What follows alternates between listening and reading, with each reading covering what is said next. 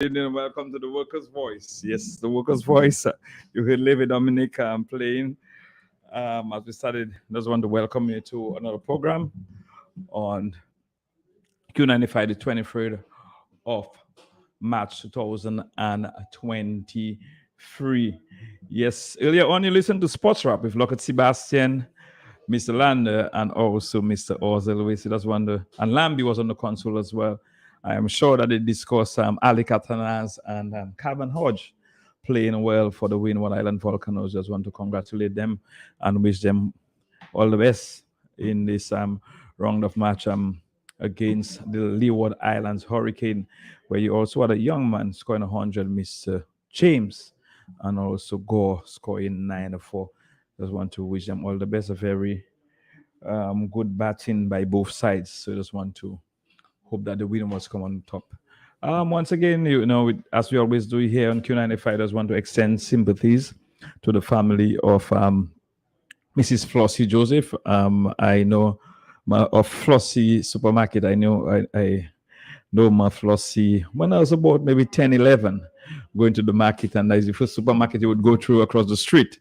On the market right there was Flossie Supermarket, and we ended up having some very good conversations before she moved, started staying home fully.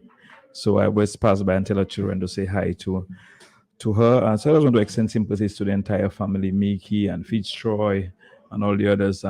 Sympathies to you all on the passing, Mrs. Celia Nicholas, and all the others. Sympathies to you. Tomorrow, Mrs. Eudora Shaw will be laid to rest from 10:30 at the Methodist Church in Roseau, and then burial will be in Portsmouth. So I just want to extend sympathies to her family. Mr. George in Grand Fond, I'm sorry, Riviera Circle will be laid to rest over the weekend as well. So I just want to extend sympathies to the family. And those of you out there who have loved ones who have passed on, I just want to reach out and touch you from the leadership of our party, Mr. Dr. Thompson Fontaine, or leader or deputy leader, Mr. Clement Masler, our president, Mr. Lennox Linton, and our deputy president or vice president, Mrs. Francisca Joseph, and the leadership of our party. I just want to extend sympathies to you. And those of you who are not doing too well, I just want to reach out and touch you as well. Roberto Masle and all the others. My good friend, Mr. Winston Prosper in Kulibistri. Good evening to you. Mr. Alvin Lewis and Mrs. Lewis in Monrachet. Good evening to you. So once again, welcome to the Workers' Voice. As we always do, have a very fruitful discussion. Let's take some more from David Dominic, and we'll get back to you as we begin the discussion right here on Q95.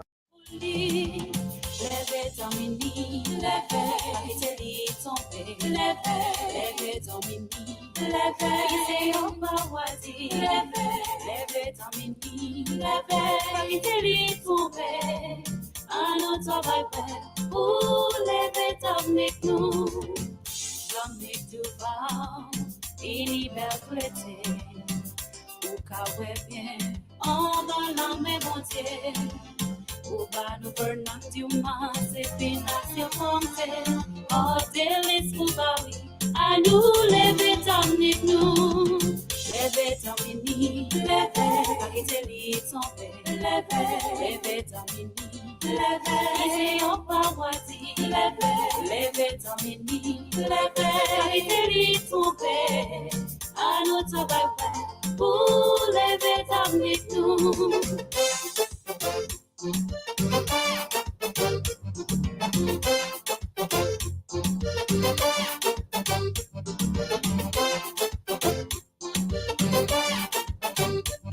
Yes, welcome back to the Workers' Voice. And don't forget, tomorrow we'll be in front of the Prevo Cinema, continuing the sales of our tickets for the draw that will be held on July 3rd, 2023, in front of the Prevo Cinema. For you can win a Mazda Demio, flat screen TV, or a rice cooker, just $5. Check us out in front of the Prevo Cinema from tomorrow at about 8 a.m. till we'll be there selling tickets. And those of you in Salisbury, Kulibishim Monwachet. On the West Coast, only one tickets. I have tickets right now. So just anywhere you see me, stop me and I will make sure that you get your tickets for so you could have the chance to be in that raffle. So check me. I am sure that other caretakers of the United Workers Party around the island has tickets. I know the people of Marigot have been asking me. Rivier Cyric, Mr. Stevenson. How are you doing, sir? Randolph Stevenson, long is Rivier Cyric. How are you doing? Good evening to you. A lot of people have been asking. So you can check us out. You can also check out the office. Check Onica 265-0928. If you those overseas want to get tickets, just check out 265-0928, and you can contact her and she will set you up and ensure that you get your tickets and you make a contribution and be part of that grand raffle that will take place on July 3rd, 2023. Yes, we in studios with Q95 Workers Voice, and with me always have powerful men and women of the United Workers Party here to share information, even learn with you as well, interact with you. And tonight is we continue that process. And with me is the three powerful individuals. Two powerful individuals. One is just the viewing. We have with us the deputy of vice president of our party from the Lapland constituency, Mrs. Francisca Joseph. Welcome, Mrs. Joseph. Thank you, Mr. John, and thanks for having me this evening. It's a wonderful time to be alive and well. I am in the midst of two powerful men. It feels good to be there. You have Mr. Linton with us here, stalwart president of the party. Good evening, Mr. Linton. And Good evening, we have good evening, Madam. Daniel Luge here as our Picture taker. yes, a picture taker. But it's nice to be here, and thank God for His goodness, His grace, His mercy for us to be alive today. Only God allows us to be so, and I want to say thank you to Him. Good evening to the people of the Lapland constituency, Lapland Buitikadilis. To all of you, I say have a wonderful night. I hope all is well, in spite of what is happening. And in spite of the troubles and the trials that you're going through, God is still in charge. And if we stand our ground, we will make it. To all those who have sadness in your family, you may have had loved ones who passed, or just maybe even not too well. I wish my condolences to you, and also speedy recovery to those of you who may be sick at this time. And not only sick physically, some people are sick mentally as well. And this is a big problem for us around the island as well. Mm-hmm. And because of everything that is going through, everything that you're going through, we'll speak to some of these issues this evening, and hope you can join us as we go through, as usual, talk about the issues, talk about truth to power, talk about justice, equality, and equity for all. It is our beautiful land of Dominica. So thank you again for listening, and it's nice to be here tonight. Mrs. Joseph has already introduced the president of our party, Mr. Linton. Thank you, Honorable Hector John. Thank you, Honorable Francisca Joseph, and our picture takeout tonight. Good evening to you, sir. Let me say a very good evening to the other members of the National Executive, and especially the political leader, the deputy, the general secretary, and the assistant general secretary, the treasurer, his assistant, our trustees, the public relations officer. Very good evening to all of you, all of the candidates and caretakers of our affairs in the various constituencies across Dominica. We thank you very much for joining us. We thank the people of Dominica at home and abroad, the regular listeners to this program every Thursday night, and those who follow us intermittently, those who follow us every now and again, and everyone who's here with us tonight, at home, abroad. Welcome, and thank you very much indeed for joining us. And I want to extend very condolences to all those who've lost loved ones. We know of the death of Lady Eudora Shaw and Lady Flossie Joseph. Interestingly, both ladies connected to one gentleman, Mickey Joseph, good evening, Mickey. Our condolences. It's Mickey's mother, Flossie Joseph, his mother-in-law. His wife mother and his wife's mother-in-law. Of course, he's married to Verlie Shaw. Lovely Verlie Shaw. And Verlie's sister, Alex, brothers Bobby and Imani Shaw. Our condolences. Mr. Shaw is being laid to rest tomorrow at the services at the Bethesda Methodist Church in Roseau, and the funeral service in Portsmouth. We extend condolences to all those across Dominica who've lost loved ones, and our congratulations to all those who brought new life into the world in this past week. Hector John, tonight I wanted to spend a little time talking about governance in Dominica and the rule of law. And to do that from the standpoint of something that have been happening with us in the past couple of weeks, couple of months. We've had this ongoing conversation about the development of an international airport, for example. But earlier today, this afternoon, there was a meeting in La Plaine. Some government officials organized a meeting in La Plaine to talk to occupants of the apartment complex, the housing complex in La Plaine. Francisco Joseph? Yes, that was the And meeting. the concern there seems to be with the building and the structure in which people are living, that what was built for them and where they're living, and how safe it is, and what is going to happen going forward. And without getting into the details, I think Francisco Joseph has some idea of what happened at the meeting this afternoon. I'm pointing this out to raise the issue of the public interest. The public interest where construction of that nature is taking place. When private individuals are building homes, they are required to go and get a permission to build, to develop land from the planning department. And the planning wants to know a lot of things about what you're going to do. All right. So you have to satisfy those requirements of planning, or else they have the authority not to let you proceed because you may end up endangering yourself or other people and thereby compromising the public interest. It is the same for larger scale developments, commercial properties, statutory engagements and stuff, where people are thinking of things like they're building airports, they're building harbors, they're building seaports, they're constructing major pieces of public infrastructure. It is required that the planning department of the state takes control and ensures that the public interest is protected. And so since before independence, we've had laws dealing with physical development, planning physical development. And we've had the Town and Country Planning, the Town and Country Planning Act, the Town and Country Act from 1975. We've had the Development and Planning Corporation Act of 1972, which really set up the development corporation that was given the authority to oversee planning and planning control in the country.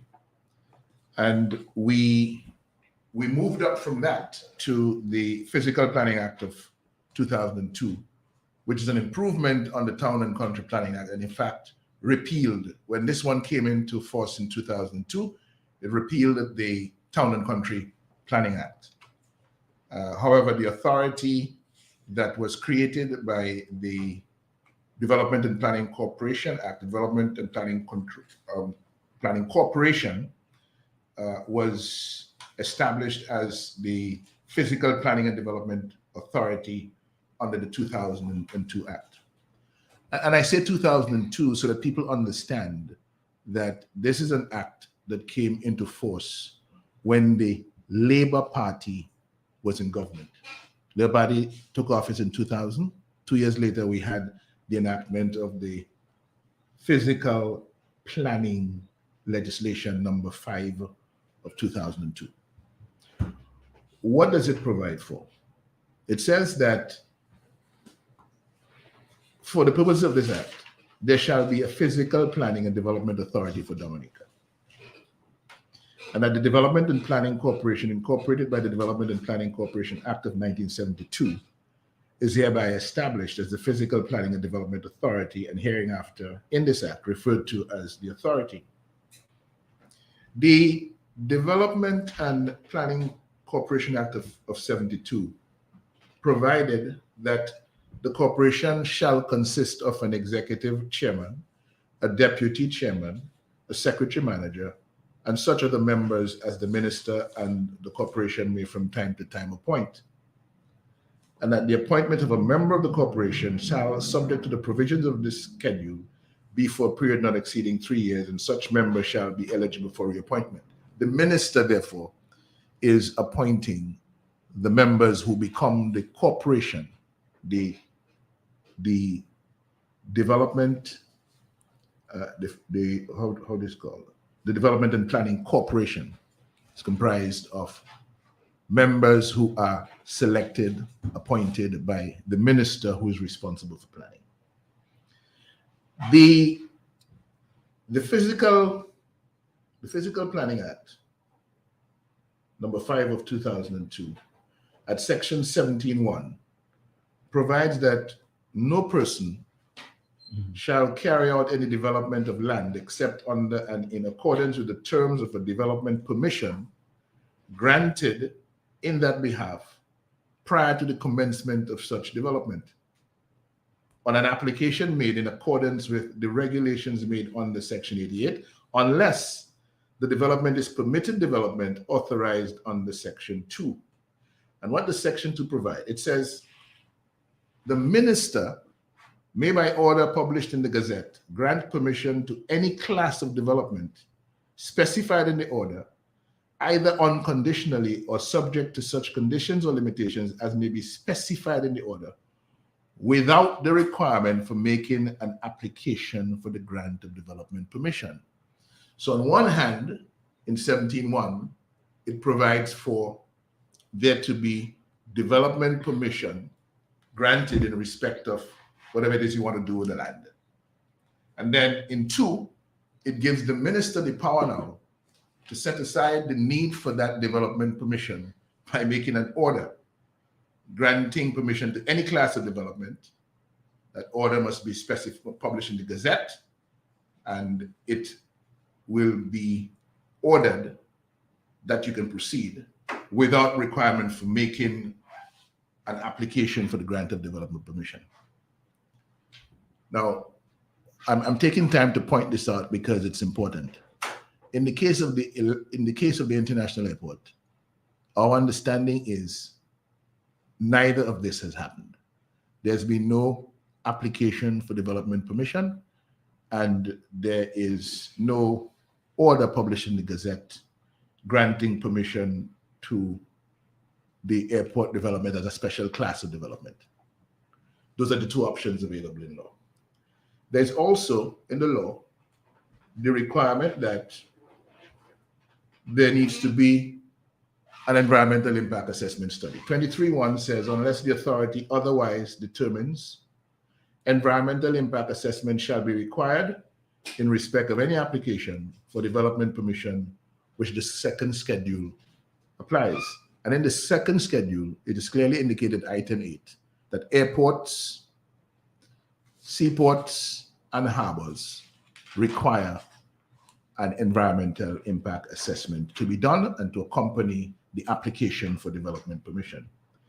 And an EIA, environmental impact assessment, in the law means the process of collection, analysis, evaluation, and review of information on the likely effects of a proposed development on the environment and the means to overcome adverse effects, or the document or series of documents which contain the information on the likely effects of the proposed development on the environment and the means to overcome adverse effects as required by the Section 23. So when people talk about the airport and what is required by law. The law is not any individual's law. It is not the law of the former head of planning who has been speaking out on the issue recently and has been labeled a politician. It's not Danny Luge's law. It's not Francisca Joseph's law. It's not Hector John's law. It's not my law. It's not Roosevelt Square's law. It is the law of the land. And the requirements, the provisions are very clearly spelled out. Where we are right now, we do not have a request for planning permission. We have no planning permission issued for the airport. We have no order from the minister published in the Gazette stating that this is a special class of development that doesn't need, therefore, the developer permission and all of that. So we have a project that is not in compliance with the rule of law, right? And the law provides for projects that are not in compliance. 36(1) says, where it appears to the authority that a breach of planning control has taken place, and in the case of the airport, there's definitely a breach of planning control. Okay?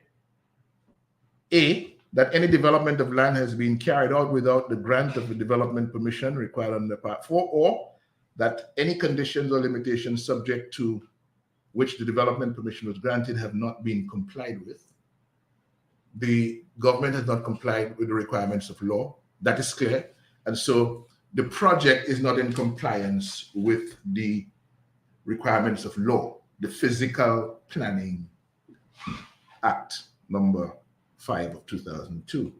The authority may, if it considers expedient to do so, having regard to any development plan applicable to the land where the breach of planning control is alleged to have taken place, serve a compliance notice requiring that the breach be remedied. So at this stage, the people of Dominica ought to be asking the question, where is the compliance notice that is issued in light of the clear breach of planning control that the airport project represents at this particular point in time? And then provision is made further in the law for a stop order. Where the board, which is the authority now, considered it expedient in the interest of the public health, public safety, or the integrity of the environment that the breach of planning control should cease before the expiry of the period for compliance with such notice, the board may at the same time serve a copy of the compliance notice or afterwards, being at any time before the specified date in the compliance notice, serve an order, in this act referred to as a stop order, to stop the breach. A stop order shall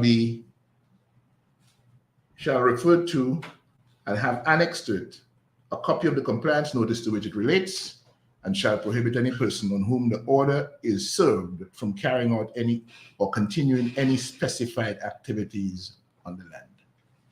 So we can talk about the airport, fine, but what is in front of us is that the project is not in compliance with the rule of law in Dominica, and the government needs to take action to set it right.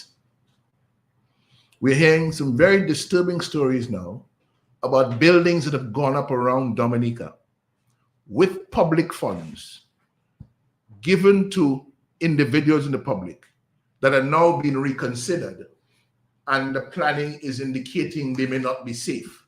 They may have challenges in times of hurricane, in times of disaster. And I'm going to ask Madam Francisca Joseph to tell us about what is it she may have learned from the meeting to do with the apartments at La Plaine this afternoon, because these meetings are not, this meeting in La Plaine is not by itself. There are other meetings that are going to take place in places where these apartments compromised already. Mm-hmm. Already compromised. Developed by MMCE, right? With the passport money of Dominica. Without planning permission. It would appear without planning permission. Without planning permission. Yeah, but any untrained eye, unskilled eye, not trained in any construction works or anything, just enter in the apartment and you know. You have videos, proof of leaking apartments. You have leaks of videos of electrical faults. Even the sewage, just Sewage think of backup. the sewage. Even before going into the apartment, you have the sewage system, which has been a bane for the people, especially in La Plaine. Right. And that is almost everywhere in Dominica where you have apartments. But before I even go into that, I'm looking at this famous document that we have here, the CRRP, the Dominica Climate Resilience and Recovery Plan 2020 to 2030. Yeah. And look at the 6 results areas. I'm looking at result area number 3, which says well-planned and durable infrastructure ensures that critical physical infrastructure can absorb shocks or can fail safely. A resilient infrastructure system has redundancy, duplicating critical components, allowing for backup or the continuity. The key elements focus include roads, bridges, utilities, houses, shelters, schools, health facilities, ports, airports. This is what the document that you prepared, signed by the Prime Minister Roosevelt Skerrit in 2020. Beautiful speech about resilient Dominica, making Dominica the first climate resilient country, our collective responsibility. Right? This is what this document is saying. And if we were to read it, if we were to get that information from CREED, this is exactly what you are saying to make Dominica the climate resilient country in the world and well-planned, durable infrastructure. So tell me now about the apartments now. Are they well-planned? Are they durable? If now you're telling me it cannot withstand hurricane force winds. And the people knew that even before was that one of the disclosures this afternoon, from your understanding? But from my understanding, this is one of the disclosures, right? That it cannot withstand hurricane force winds. And the people knew that because the people themselves would tell you, if there is a storm, they live in the apartment, even before anybody could tell them anything. They said that. They said that. Saying that. You know, they've been saying that for a while, that they don't feel safe. Now, weren't these apartments built after Hurricane Maria? Yes. Yes. Weren't all these apartments built after the grand statement from the Prime Minister that the whole intention and program going forward is to make Dominica the first climate resilient country in the world? But Mr. Linton, around that time, when they were building these apartments, we heard the discussions about the plans were not going for planning. They were not getting planning approval. Right. You also heard about the precast houses from Pre-Conco or Barbados. And 1,000 homes were ordered, contracted. And what they were saying, in some of the areas, they were saying not to put them up because they do not meet the standards. But let me say, now you come and the whole big story was that you quote the scripture for the people. You come with a letter and you tell them that you give them... Put them in the house. Put them in the house, so they have to leave you in the house. Yep. You know, and you especially look at scripture to make them feel guilty that you shouldn't vote. And that was all it was, a vote catching scheme. That is all it was. The safety of the people was not paramount. If the safety of the people was paramount, then what is happening now would not be happening. Yeah. Now you have people in jitters, you have people afraid, you have people who are not sure where they are. Now, during a hurricane gives you notice, right? So 3-4 days, maybe a whole week, maybe how many weeks, a hurricane is approaching. So you make preparations and you seek shelter. Now an earthquake will not tell you when it's coming, right? An earthquake just happens. This is the problem that we are seeing now. An earthquake will not tell you when it is approaching. You see what happens in Syria? And they're blaming the structural integrity of those buildings, the contractors, And how do you in 2019, 2020, and 2020, you build a beautiful document talking about climate resilience. You went to the United Nations and you spoke at large about how you were crying down and you want to the building codes and everything. But they changed a lot of the building codes after Maria. A lot of the building codes, they reinforce the building codes. They add more specifications. My brother's a contractor, and I know they change a lot of the building codes. So, Mr. Linton made a very important point that we shouldn't overlook.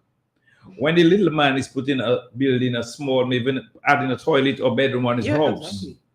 They want you to do it to the T. They might, if the neighbor said that you're not doing it, they'll call. They will come and they will. Doing a septic tank, environmental health comes around. But here's the problem we have. Here's the national issue that we have. Yeah.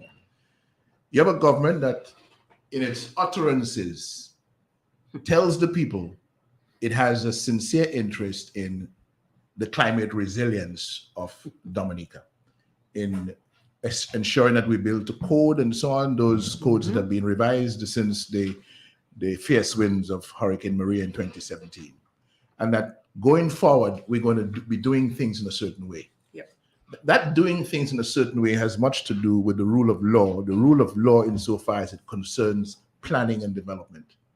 But here you have the chief lawbreaker of planning and development guidelines and regulations being the government itself. So in the case of the apartments that are now being reviewed, and we're now hearing these stories about in terms of the ability to withstand hurricane force winds and so on, what happened is that the government empowered one man from the outside of his company to use the state's passport money to build these apartment complexes and to bypass the planning authority of the country, so that all of the checks and balances that would go into the application phase, where the planning concerned about the public interest would be looking at things like sewage and structural integrity and so on of the buildings, that was not done. Because as far as the Prime Minister and the government was concerned, facilitating Anthony Hayden and MMC to build these apartments to make a big show and to make political mileage was the most important thing. It hasn't taken long for us to realize how foolish that was, how short-sighted that was, and we're going to pay the price. And this is what we've been saying. The United Workers' Party has been saying all along. That is what we've been saying all along, you know. Now we have a situation on our hands where we're asking the government, hey, listen, it is not that anybody is telling you do not build an international airport. People are telling you, follow the rule of law and follow the procedures, international best practice in building the airport, in developing the airport. That is all. But everybody who opens their mouth to say, well, you cannot be still doing geological studies and know what kind of runway you're going to have to put down, what support structures are going to have to be beneath it, if you don't know what's happening with the soil types, etc. And see what happens. Public officers will come out, and what do? They retire prematurely. They go home because they can't take it anymore. Or you transfer them to an area where their expertise is not needed. They don't have the expertise for that area. Yeah. You push them in a corner, in a hole, where you know they will be of no use. They cannot speak out. Now, this is what has happened. And you have taken over the construction industry, you have taken over engineering, you have taken over every living thing in this country.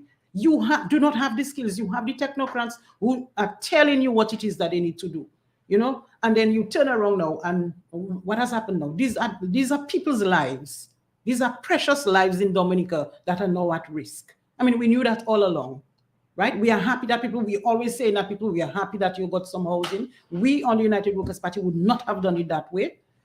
And now, the people, I'm sure after tonight, the people of Lapland cannot sleep properly. Yeah. I remember when they started that structure, Mr. Isaac Baptist was president, and he was at one of the programs, and he made those observations. Yes. He said about the size of the structure, where it is located, the type of soil, you know, and when they just about that time they started having a problem with the sewage, and he said about the size of it is too much of a big structure for that area and whatnot, and it's not properly constructed, you know, and all that was said, and it was mentioned. He also did mention of the one in Castle Bruce.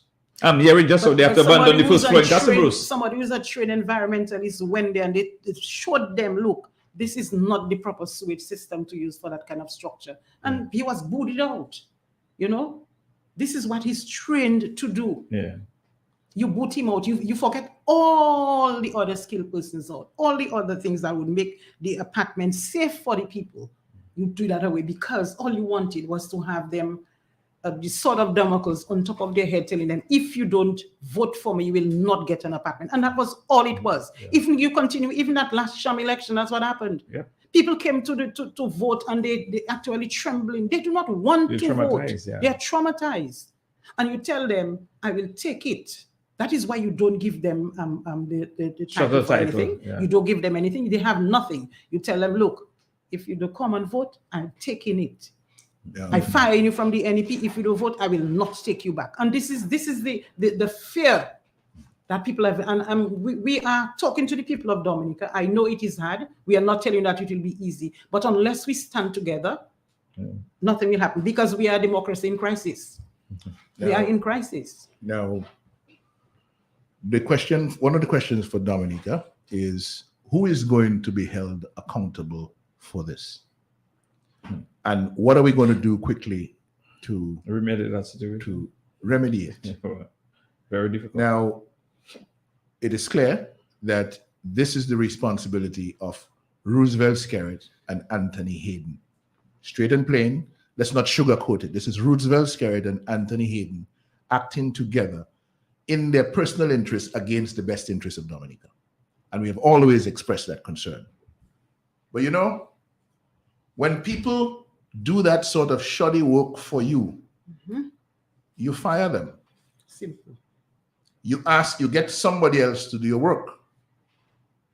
So now, the person who is responsible for giving us this shoddy work and these buildings of questionable structural integrity all around Dominica is the one who's been given the even bigger responsibility of developing the international airport. That is unacceptable. If something is truly wrong with the structural integrity of all of these buildings across Dominica that have gone up in the name of the housing revolution through MMC and Anthony Hayden with our passport money, we need to revisit this arrangement we have with him for the developer arrangement we have with him for the international airport. Because I'm not even sure what kind of developer arrangement is it. There was a development plan available for a kind of development plan, whatever it was, for development of an airport that was available in January of 2021 for the government, according to Mr. Skerritt, to request an environmental impact assessment. But the developer contract was only signed in June of 2021.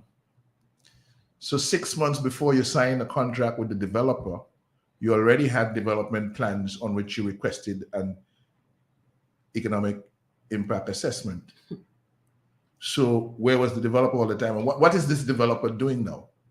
The work that was done before, was he involved in it? The development work that was done before, was he involved in it at all? And I suspect that this Hayden arrangement has nothing to do with development of anything. It's about the passport money that is going to be used to pay for the airport, the contractual work, and I don't even believe we have any consultants to see whether what is planned is what the contractors are developing. I don't know what the structure is, because all we hear about is a developer who now clearly has to be in question in terms of his ability to deliver this airport based on what we're hearing about the structural integrity of the buildings that he has developed or supervised construction of over the past 4 or 5 years. So should we blame the developer, or should we blame the person employing or contracting the developer? Well, all of them. Yeah. I've said up front, this is Mr. Skerritt and Anthony Hayden. Straight and plain. That's what they've done to us, because the arrangement to have billions of dollars outside of Dominica that belong in the treasury, the consolidated fund of Dominica from the sale of Dominican passports, is between Anthony Hayden and Roosevelt Skerritt. You know, well, Roosevelt Skerritt and Anthony Hayden, and it became so horrible that we were told in the parliament we can't call Anthony Hayden's name in the parliament. Yep. That's how bad it was. That's how bad it became. Now we're seeing where they have led us. The question is, what is going to be Dominica's response to this? Yes, let's just take a short break on this note. Very important discussion talking about the rule of law and how we, as citizens, as a country, we do things the right way under the Planning Act with the different structures going up, international airport you're hearing. And right now you have some serious concerns with the buildings the apartment buildings that they constructed around the island, some serious concerns, and the discussion started in La Plaine today, and it will continue around the island. So we have some challenges. Tonight we are discussing these issues. This is the United Workers' Party Workers' Voice. Tomorrow we'll continue with our tickets sales for our raffle that will take place on July 3rd for Mazda Demio, flat screen TV, and also rice cooker. We'll also continue the sales on Saturday as well at the same spot. Join us there on Saturday as well. Let us say good evening to our listeners at Vice Auto Shop in New York, in the Bronx, New York. Webster, Field, Hughes and all the others. Boggs, good evening to you all in the auto shop right now. The shop open now? Yeah, they always listening from there. Webster, son, Seeker son is always there. Webster, there's our spot. Marcus for Maureen and all the other guys who always sit down there. I'm always there. I'm chilling out. The shop is open now. Yeah, the shop is open. And guys listening to the program right there. It's not too cold right now. But I'm down here. So good evening. Those of you listening to us on Q95, I think the FM radio, on Facebook. Just continue to share the live and make a contribution. Continue the discussion. It's very important that we have you on board. We'll be opening the lines in the mobile 4493095, 4493096, 4493097, 305-432-9624. That's overseas 305-432-9624. And if you want to send us a WhatsApp message, 767-265-4334, 265-4334. Let me go to Mrs. Joseph. As you have a very important document in your hand, and you raised some concerns. But another concern I have I went to Daly's last. We had that discussion in Daly's, and what are you hearing about in terms of planning and the development of the Botica Bridge? It's, to me, nothing is priority. You realize the bridge has dropped? Yeah, the bridge has dropped. Just like the Rosalie Bridge has also dropped. Right. And everything has dropped. And even the Daily Stupidity Savannah Road, and the people were told that the road is not a priority. Wow. This I have been lamenting this thing every time in Parliament about an exit out of the community. For any reason whatsoever. You have children who live dailies in the afternoon. They have the shift system, the Goodwill Secondary School, and they live. I mean, it's pitiful to look at it. It's not fair to our children at this time in 2023, after we've had millions and millions of our own money being spent lavishly doing whatever willy-nilly, and the people are still suffering. What the people are saying, they are so tired. Just before the election, the sham election, they came up and they told the people that they would buy their Toloma. They have the Dexter will be buying a bulk. And I asked the question, what has happened to this thing? Nothing has happened. And it's a meeting, and the gentleman is telling me, the meetings really take out the plantain that is ripening on the field and sell it. Will my Toloma sell? Am I able to get fresh fish from Petit Savan, Fosseja, that area there? Or the people have to go right around. By the time they arrive in Daly with the fish is already no good. The trade that happened between the communities. And when you have the problem at Rosalie and the road on that side, you only exit you had out of any of these communities. And we're talking about not just Dalis, we're talking about Grand Fond way down. So you have parliamentary representatives, Grand Fond, La Plaine. And these people walk the road, they drive on this road, and nothing is a priority.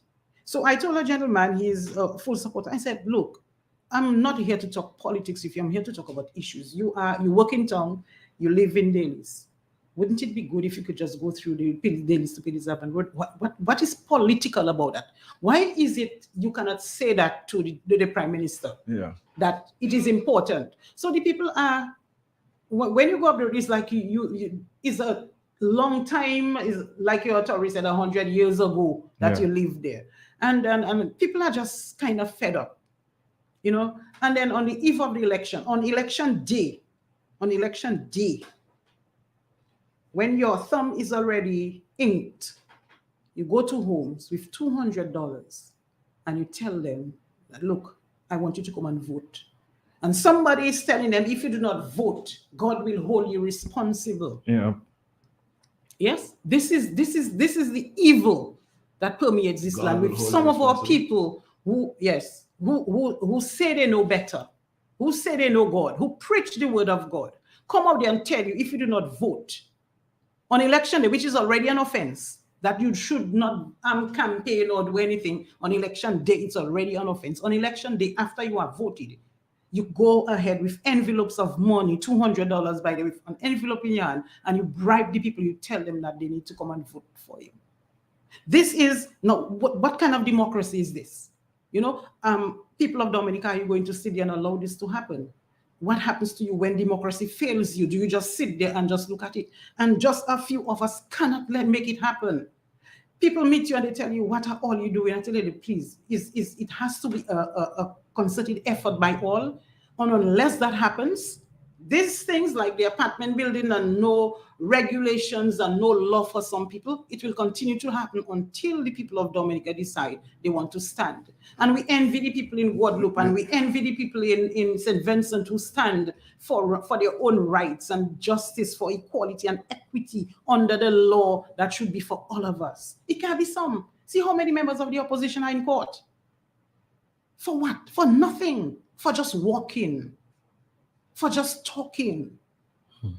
Just to get you afraid. And what happens, you know, to the others who steal our own money? Nobody is taken into account because the law seems to be for some of us while the others languish. Right? If you decide you want to talk, your child will suffer. You will never get a job. You will never work. And they're so happy that you do not have a job and you have no money to buy food, so you will die of hunger. This is the evil that permeates Dominica at this time. That the people of Dominica, the God-fearing people of Dominica, who say that they stand for justice, who say that they stand for equality and equity and the rule of law, we supposed to stand up to this evil because our people will suffer. Well, they have been suffering anyway. Yeah, you know, it's a sad state of affairs from which the country needs to be rescued. But the country is not going to be rescued from it if the country doesn't recognize the need for rescue. Exactly. If you believe what is happening around you and all of those failures of governance that are causing you to live in unsafe circumstances, like we're hearing now with the apartments, the MMC apartments and so on. If you feel there's nothing wrong with that, and it's okay for the Prime Minister to continue his relationship and arrangement with this individual and his company on behalf of Dominica, then something is dreadfully wrong with us. Mm-hmm. If the structural integrity of the buildings that are constructed by this group are challenged, as we are hearing they are, then that arrangement needs to come to an end immediately. We have to look at remedial measures urgently, but we cannot continue with that arrangement that has delivered substandard work and has put the lives of people at risk for our money from the sale of our passports. Mr. Linton, when I was in and the government needs to issue a statement. The government needs to clear the air on what is going on. The meetings that are happening quietly with the persons who occupy these apartments in different parts of the country is not good enough. The people have a right to know. Those people have a right to know, particularly. But generally, the people of Dominica have a right to know what is happening and what is going to happen to change things, to remedy things for the good of the public. And now you're asking some people to leave the apartments, or the apartments may be unoccupied. Weren't we talking about the criteria for residency into those apartments? That's what we've been referring to for the longest while. We spoke to this at length. But you remember some time ago that situation in Good Hope, when the housing official went there and they had to take back a couple of the apartments because these people had dwelling homes. You know, but the president, they're just for politics. But just, you know. And is overseeing and supervision, we monitoring and evaluation just out of everything in Dominica. And every project as a contingency for monitoring and evaluation, because this is what will make your project bona fide. My Right? just Constant monitoring and evaluation. my brothers, I have about 4 brothers who are contractors. I'm not a contractor. Sort of the imagination. But when I think we had a meeting in Grand Fond, and I saw the foundation that they were doing for one of the apartment buildings, the one not at the back of the school, but the one at the front of the school. And I saw the foundation for that structure, and I was like, "What? These people crazy on the clay? They just grade it there and they do something flat on the clay right there. I don't see no type of pillars or good that they went down in to have some, even though it's a 6 feet or 12 feet, to give that building a solid foundation, the one in Grand Fond. I saw it myself. I say these people are crazy. I told to somebody, a builder, and tell me that is the specifications. And I'm saying, what? Me building my house, when I was building my house, I had to planning people they want my house maybe every 2 months, ensuring that we meet all the requirements before I get a second tranche of money from the bank. They had to send the evaluators.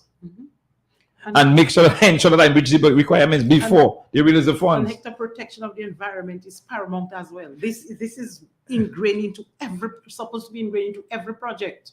How do you protect the environment? We look at what is happening. See the road from customers. I mean, people tell us, we criticize. We're not criticizing the road or anything. We are telling that, look, you have intention of building a road. These are some of the measures that it must be ingrained into the project. Monitoring, evaluation, ensure that your resources, the state resources, the natural resource of the state is protected. It's not having people with respiratory problems and create more problems for them, with dust and everything else. So I think what I think is, people say sometimes United Workers Party, you'll talk a lot, but we have to give that kind of information to people. That's really good. And then when you get that information, you have to act with the information that you have. Now you have information, you can act. You say, you know what, enough is enough. And I think it's time for us to decide, this country to decide, you know what, we cannot take it anymore. This is enough. We have to stand. Mr. Linton, you made reference to a particular section of the Development and Planning, the Planning Act, that make reference to ensuring there is an AIA, and they make specific mention of an international airport, and also that report should be made public. Well, this is the requirement of law at Section 23, and spelled out in the regulations is the developments where an environmental impact assessment must accompany the application for development permission. And included in those projects are airports, seaports, harbors at item 8. So this is the law. This is what the law provides for. And if you think about it, an environmental impact assessment is not a secret matter. It is about the environment, and people must know about it. People must know this major development or this development that is planned for their area particularly, or their community generally. What is going to be the impact of it on the environment? What is it going to mean for them? And to the extent that some negative things may happen, the people want to know what measures will be taken to mitigate that, or alternatively, whether a decision will be made not to have it there in light of the significance of the damage that can happen, that they will be able to do nothing about. Okay? So it is not a document that should be sitting in somebody's office for a whole year. And not even the people in the Wesley area have access to it. Not even people in the area where the airport will be constructed have access to it. It defeats the whole purpose of environmental impact assessment. The environment belongs to the people. The people live in the environment. If the development is going to have an impact, the people need to know about it. What is the benefit of the Prime Minister standing up now in a press conference to say, we commissioned an environmental impact assessment study on the airport in January of 2021, and it was completed in February of 2022. February of 2022 is a year ago. February of 2022 is a year ago. What is in the environmental impact assessment that you don't want people to know about? The swamps And the people and the rivers. directly affected. Something that came up this afternoon. I was chatting with an agriculturist, and you know what he told me? That they destroyed. There's one of the agriculture belts in Dominica, and it destroyed a lot of different species of plants, and absolutely none of them was preserved. At least take a plant or something to preserve and say, okay, we'll do some plants down the road. These are some of the things that your Yeah. EIA will tell you. Nothing of that nature was done. You have fellows just scraping land, going people estates and just grade. Cut down trees, you have your breadfruit trees. You might have a specific type of breadfruit in Wesley, and nowhere else in the country have that. And you destroy every single thing with no proper planning to ensure that you protect some of these. And what we're hearing is something really silly. Yeah. What we're hearing is, we're building this huge project. It's the biggest infrastructure project in the history of the country. And therefore, the implication of that is nobody should ask us any question. If you are questioned on any aspect of the airport development, it means you are against the airport development, and you're a politician, and you're this and you're that. Well, for me, we need to stop being so petty and consider the national interest for which we are collectively responsible. Now, having to do with the funding of the airport, it's another area where the law is being broken. Right? For years, we have complained as the opposition in the Parliament of Dominica, as the main opposition party in Dominica, we have said that the monies from the sale of Dominican passports are being held unlawfully and unconstitutionally outside of the consolidated fund. Nobody, not the finance minister, not the financial secretary, nobody in the government has challenged the numbers that we have put together to indicate that for the 4-year period, 2016 to 2020, we collected $5.4 billion from the sale of Dominican citizenship overseas. From that $5.4 billion, only $1.2 billion went into the consolidated fund over the period, leaving an unaccounted balance of $4.2 billion, $4,200 million from the sale of our passports. We therefore have good reason to believe that the money that we need for the construction of an international airport at $1 billion has already been collected from the sale of our passports and is sitting in overseas accounts, offshore accounts overseas, under the private control of friends of the Prime Minister. It is unacceptable, because what we're hearing regarding the funding of this hospital is that MMCE is going to front load money. What money is MMC going to front load? Our money from the sale of passports, you're going to front load it to us and then we pay it back to you? To build what airport? It is totally and absolutely ludicrous. It is unacceptable. And that the Prime Minister could with a straight face tell the people that that is the arrangement when he has not accounted for $4.2 billion of passport sales in the last 4 years, in the 4-year period, 2016 to 2020, is enough reason for Dominicans to get up tomorrow morning and say, we've had enough of this government.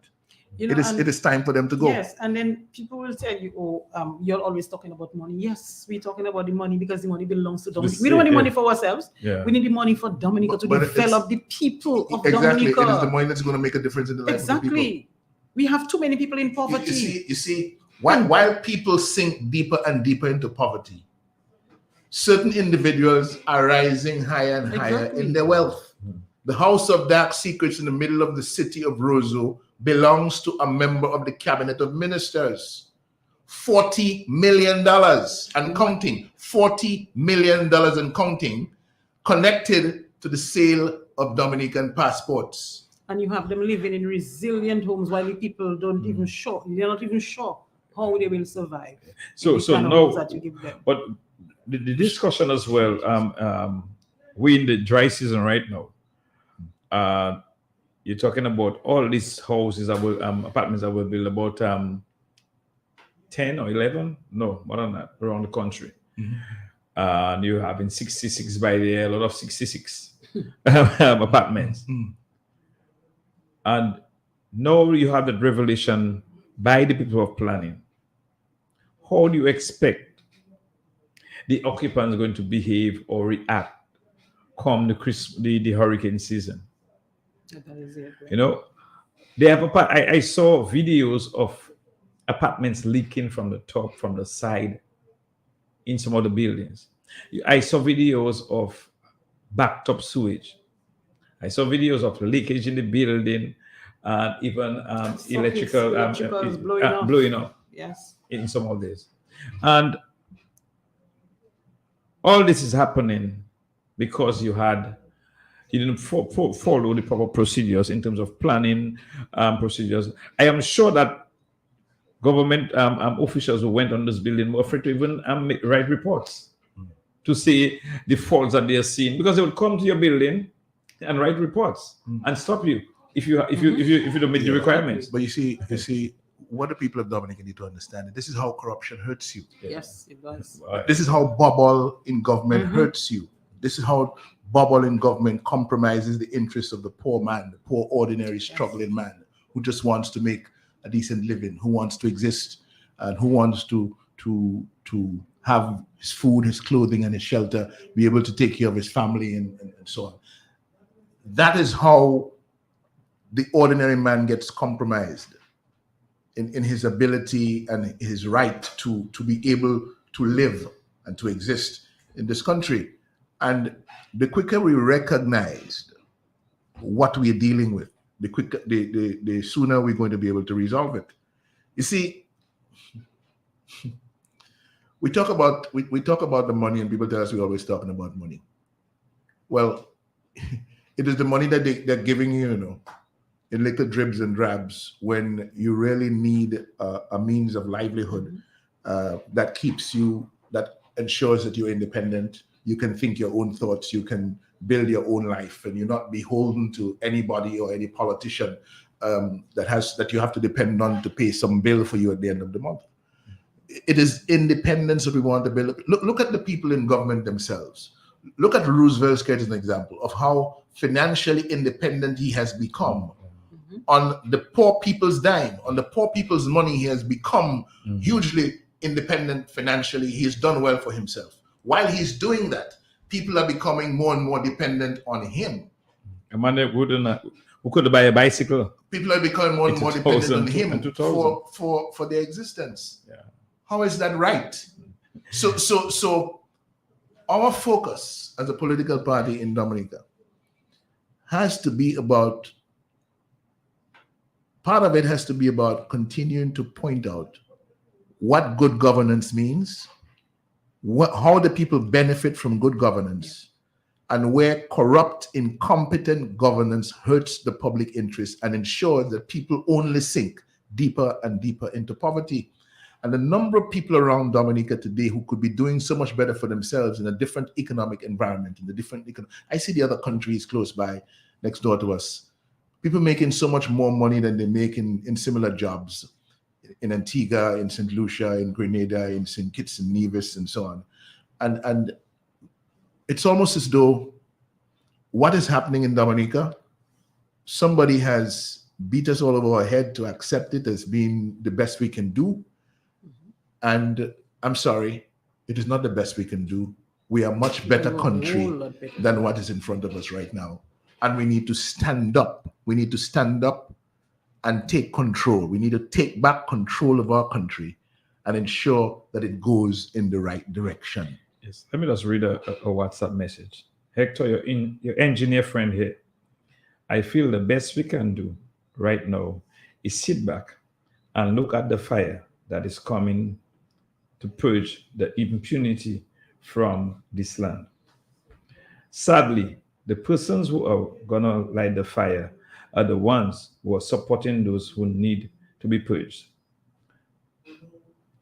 The right thinking among us will be sitting back and looking on at these people destroy the monster that they created. Remember, history repeats itself. Back in 79, people threw stones while the police shot back. 2023, look at RSS intervening in St. Lucia. What the gentleman is saying is that we have been warning them for the longest while. We have been speaking, and they're not doing nothing. Even the people they're assisting were saying we're against them. We don't have to get apartments.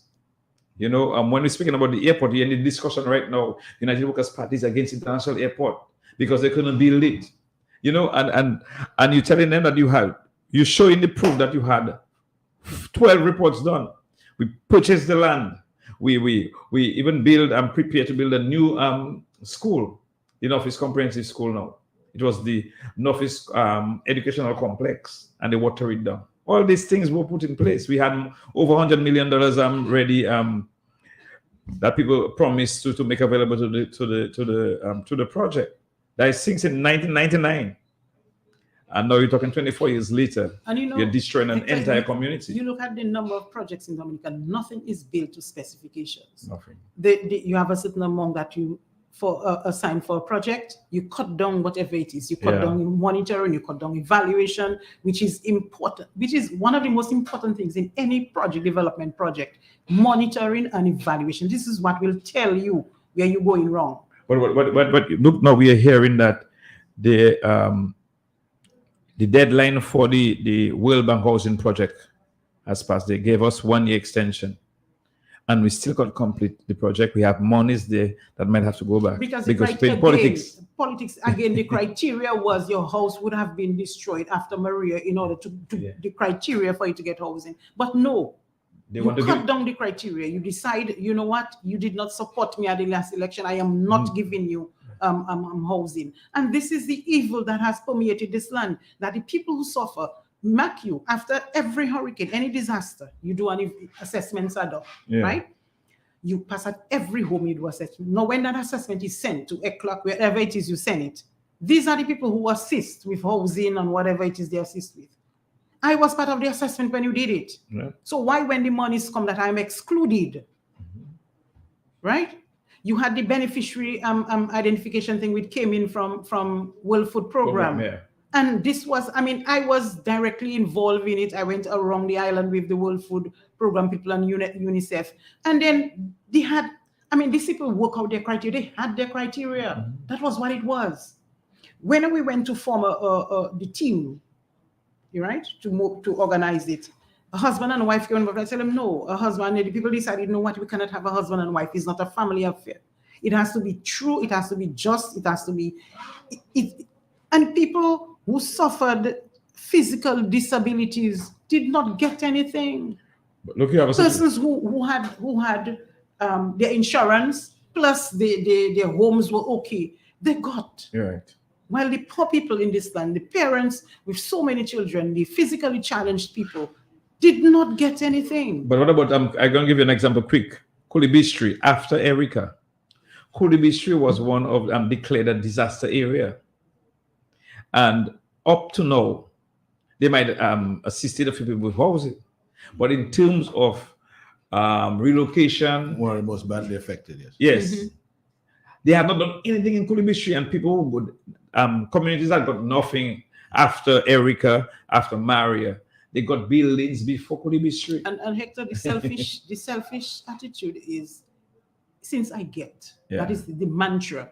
Since I get. You don't care about that is so my neighbor next to me who really is in dire straits, it's fine. My house wasn't uncovered. I had concrete roof, no windows blown off, but I got over $30-something thousand. It's fine. But my neighbor had nothing. The way things have progressed and where we are right now is indicating quite clearly it was never about helping people after the hurricane. It was about using an opportunity of people in distress to use the public money to buy votes. Yeah, that's all it was. But you know, this government has an obsession with law breaking, with lawbreakers, with people who find themselves in trouble with the law in the various jurisdictions around the world. and the list is long. It focuses now on Justin Sun, the blockchain man. Yeah. And you'll remember that in October of last year, 2022, less than a year ago, the blockchain network Tron entered into an agreement with the government of Dominica to issue a national fan token to promote the Caribbean islands' heritage and tourism, according to an announcement on October 7th. Under the agreement, the Tron protocol is the island's nation's designated national blockchain infrastructure. An ordinance issued on the same day shows that the Tron network's native digital tokens were granted statutory status, meaning the tokens are now authorized for use as a medium of exchange in the country. The country is Dominica, of course. The government may accept Tron governance tokens such as TRX, BTT, JST, as well as stable coins pegged to the US dollar on Tron's TRC20 protocols such as USDT and USDD as payment for public services, including tax payments. Private enterprises can also accept these cryptocurrencies as payment where necessary infrastructure for transaction is available. This week, we heard the news that Mr. Tron, Justin Sen, is being charged by the Security and Exchange Commission of the United States for market manipulation and fraud and so on. The question is, What is a token, Mr. Linton? huh? What is a token? Well, it's a fan-based token. That you see, what we need to understand now. Somebody asked me to tell. What we need to try to understand is, what does this mean for Dominica that put its hat in the ring, in the cryptocurrency ring with Mr. Sun, right? So here's what I think. This is another example of Dominica governance being tied up and caught up in roguish bandit type of behavior in the international community, and it is time for it to stop. But it is not going to stop with Mr. Skerritt. Mr. Skerritt has to be moved out of office for sanity to return to the office of Prime Minister, for good sense to return, and good governance and honesty to return to the office of Prime Minister. It's not going to happen with Mr. Skerritt still in office. Okay?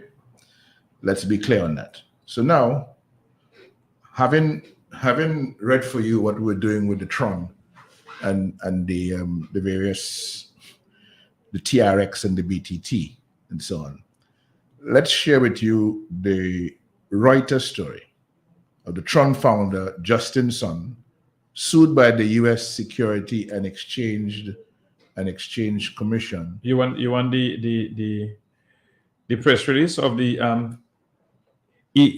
SEC? Yeah, well, you have the press release? Yeah, I can send it to the press. I'll get this press release. The U.S. Securities and Exchange Commission sued Justin Sun Wednesday, that's yesterday, on allegations of selling and airdropping unregistered securities, fraud, and market manipulation. The SEC said in a press release it was suing Sun, the Tron Foundation, the BitTorrent Foundation, and BitTorrent, known as Rainberry, over the sale of Tronix, TRX. You heard TRX mentioned in the Dominica arrangement. TRX and BitTorrent BTT. Okay, that's the other coin that was mentioned. Those tokens, which the regulator described as unregistered crypto asset securities. So according to the SEC, these are unregistered crypto asset securities, but they emerged last October as official currencies of exchange for Dominica, unregistered crypto asset securities. The regulator further alleged the defendants fraudulently manipulated TRX's secondary market through an extensive wash trading scheme. That is the crypto version of the laundromat. Yeah. Sun, who was named Grenada's ambassador to the World Trade Organization last year, tried to artificially inflate TRX's trading volume through the wash trading machine, the SEC alleged, by having his own employees engage in more than 600,000 wash trades of TRX between two crypto asset trading platform accounts he controlled. According to the court filing, Sun's Tron Foundation employees conducted the trades. The BitTorrent and the Tron Foundations controlled the accounts, and Rainberry employees transferred funds from the trading. Tron's native token, TRX, fell 13% on the SEC charge. Other tokens related to Justin Sun, including U.W.P, Just, and Sun token, also fell on Wednesday. All right. What does this mean for us, Hector John? The government cannot stay quiet on this. The next press conference needs to address these with truth and truthfully and honestly. Right? We've had enough of these relationships with crooks and bandits around the world that hurt our image, but then everybody goes quiet on them from the Labour Party point of view. And all that hurts Dominica's image overseas is the people who stand for right in Dominica. The people who go in the streets and walk for justice, for righteousness, for truth. Those are the people that they claim are hurting the image of Dominica because they're washing Dominica's dirty linen in public. But people like Justin Sen and his relationship with Skerrit do nothing to harm Dominica's image. As a matter of fact, it promotes Dominica's image. But the arrangement, the association with Madweki, the associations with Lapsang, the associations with Alireza Monfared, the associations with Francesco Corralo, all of these international bandits who have been in trouble with the law in their jurisdictions and who have these tight, cushy relationships with Roosevelt Skerrit have done nothing to hurt the international image of Dominica. It's only people fighting for their rights in Dominica, fighting for dignity and humanity in Dominica, who are hurting the country's image overseas. And we cannot get anywhere with that. In any other country, Roosevelt Skerrit would be thrown out of office. You've seen what is happening around the world in terms of the protest actions. I saw protest action in Suriname very recently, and people came out. You saw it in Malaysia. You saw in the Netherlands. In Netherlands, in France, in any other country, Roosevelt Skerrit would have been stoned out of office. I tell people, the power is in your hand. Yeah, you have total power. You know, I told them in the area constituency, but they say you have the sole power. You don't know how much power you have as a people. I said, if you listen to Skerrit during the election when he called, well, during the day when nothing was going his way, he called and actually pleaded and almost begged that he's now the boy from Vickers and you need to vote for him and all that. So the people of Dominica need to come to realize that, you know what, we have power and we can move if we need to. And the whole issue of the fear mongering that goes on and everybody is running scared because public officers are afraid to ask for an increase, suffer things going up every day and at 0, 1, 0 or whatever it is that you get. And it's years now public officers have not received anything. And they are the ones who process those big monies for other people. And it passes through their hands. And when these public officers have at the end of the month, 3-4 days into the subsequent month, they are broke. Right? When a public officer will tell you, I will go to the shop and I will look for expired goods because they are cheaper. Yeah. This is not even healthy, right? Or a few days before expiration date, they get it at a cheaper rate. This is what a public officer who really works and toils for this country is telling you. While people have millions and millions of dollars, building huge structures, building walls, and I pass around and I see the walls going up and the tiles going up and they don't know what to do again with the money and they are marble on the walls. And the people of Jubla, at a certain time of the year, the sea goes in because they have sea surge and they have to keep running. This is what you have done to the people of Dominica. And the people of Dominica to understand, you know what? We're not telling you those things because we want to be in office. We are telling you those things because it is important that you know it's for your own safety, for your own development, for your own children's development. Good evening. You're listening to the Workers' Voice. It's already 29 minutes to 10 o'clock. We'll be taking a few calls. We have been speaking on different issues. We want to make a contribution. Don't forget to join us tomorrow morning in front of the Prevo Cinema Hall for the continuing the sales of tickets for the car raffle that will take place on July 5th, 2023. Only $5 for your ticket. You can win a car, also flat screen TV or rice cookers. We'll be in front of Prevo Cinema Hall tomorrow from 8 and also in front of the same Prevo Cinema on Saturday. Let me extend sympathies to Mr. Herbert Sabruch on his passing of his brother, Derry Sabruch. Sympathies to you, Mr. Sabi. I know you listen to us down there in Texas. You and your family, sympathies. Hello, good evening. Welcome to the Workers' Voice. Yeah, good evening, Hector John. Good evening, sir. And good evening to Francisca and the voice. Yes. Good evening. And Lennox Clinton. Yes, good evening, bro. I don't know who else is in there because I just woke up my steps and the radio was on, so I just jump in now. Yeah. and if the little I have heard, I just wanted to make a contribution. Go right ahead. Based on the violations that Mr. Linton just spoke about, I want to say that today I had an interesting conversation with the deputy chief. You know, we have a new deputy chief now, right? In the name of Anthony Lawrence. Was that? No, No. Wasn't aware of that. I wasn't aware of that. You all wasn't aware of that? No. He has been the deputy chief. And I saw him with his hat. There's a difference between the hats that they wear when they in Gabardine, but the hat tells the difference with that silver line and stuff that's on the black hat. So I think he's the deputy chief now. He has been maybe since during the time of the last House of Assembly. I realized that. But I had an interesting conversation with him because I am one of those that like to name and shame people. And I have named and shamed him a few times. And today he decided, boss, you have to say something to me. You want to talk to me? Let's have a conversation. I came down my stairs to have a conversation with him. And from what he was saying, and I actually got past telling him that he's in the position because of his brother, who is the Prime Minister's lawyer. I should even say the demon's lawyer. Sorry for the Prime Minister, because I don't call this guy a Prime Minister. This guy is demonic. And Anthony Lawrence's sentiment to me that he got that position because he's qualified. Qualified to the point that he has an associate degree in law, I think he said to me.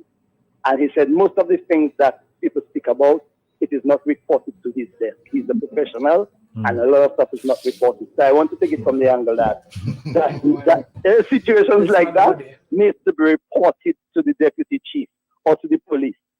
Whilst other things I know for a fact doesn't even have to be reported. They would just maybe see it on a WhatsApp clipping and they would act.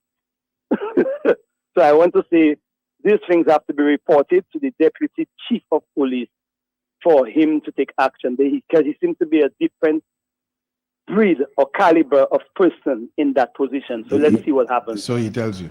Yes, I'm telling you, but that is why I'm bringing it to the public, because I am one of those persons who name and shame people. I have named him and shamed him at least, I would say a couple is two, at least 5 times. Today, he challenged me. He came, he wanted to have a conversation, and we had a conversation. So I'm making that public, because there's no secret about that. I am Mervyn John Baptist, and I stand by things I say because I challenge people. And I know what people's roles, functions, and responsibilities supposed to be, so I challenge them on that. Have a good evening, Mike. All right, thank you. Good evening, thank you. I wash my hands on Lawrence long time. Good evening, welcome to the Workers' Voice. Hello, good evening. Good evening, sir. Yeah, I was listening to the wrong audio. Gentlemen, you know, we've seen this Labour Party try to make things that are illegal legal. over and over again. I mean, there's many examples where they believe they can go to Parliament and they can turn God into the devil. I mean, that's my analogy that came up in my brain right now. You know, in other words, treating and bribing, they wanted to legalize it, right? Isn't that right? And they eventually backed down. But there's so many other examples where this whole attitude is continuing. And of course, there's Roosevelt Skerritt, who is using fear to intimidate and to push Dominicans back and make them believe that they do not have a right to demonstrate. They do not have a right to protest. These are the kind of things. He's using fear to make people believe they don't have that right. And we've seen the example of AFI's, the walkers, how they are blocking the walkers from even getting close. The walkers cannot go up Kennedy Avenue. How can you stop a group of people from walking on a particular street? And they are peaceful. I mean, they're senior citizens, most of them, for God's sake. AFI is legally blind. So how is it that you're trying to deprive these people from opposing you when they're doing it peacefully? People have a right to oppose a government in a democratic society. And Roosevelt Skerritt must not, cannot, and should not change that. And we're going to have to stand up to him at some point and tell him, no, you cannot do that. And the police must not go along with it. The police have to stand on the side of the people and tell Roosevelt Skerritt as the prime minister, no, you cannot do that. And if the police are assisting Roosevelt Skerritt in doing that, then the police are at fault.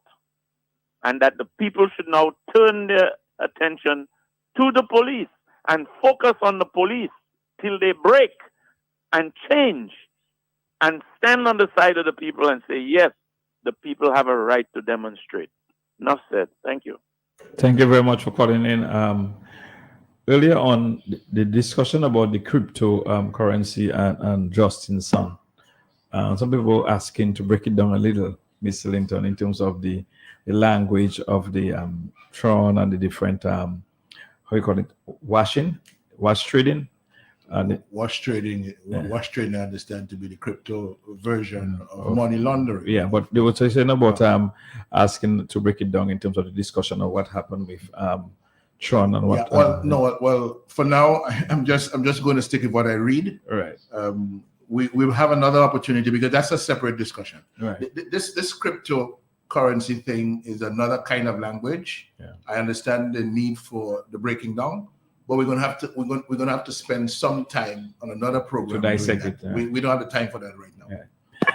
Hello, good evening. Welcome to the Workers' Voice. Hello, are you listening to us? Hello. Okay. Hello, good evening. Welcome to the Workers' Voice.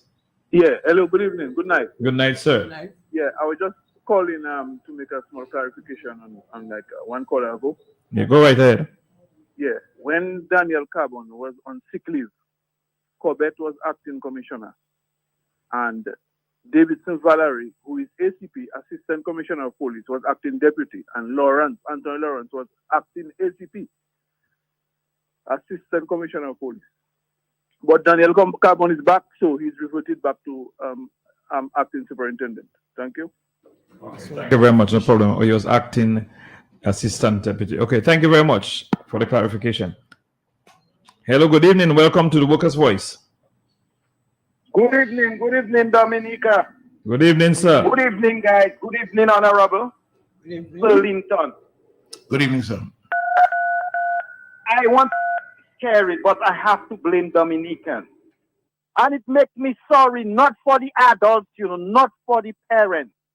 It's for the kids, the children that doesn't know better and have to go through seeing their parents making so many bad decisions.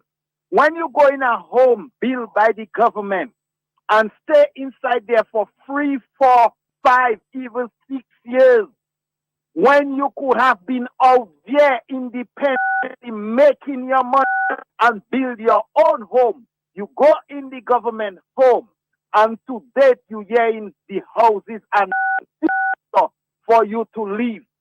What a waste of time.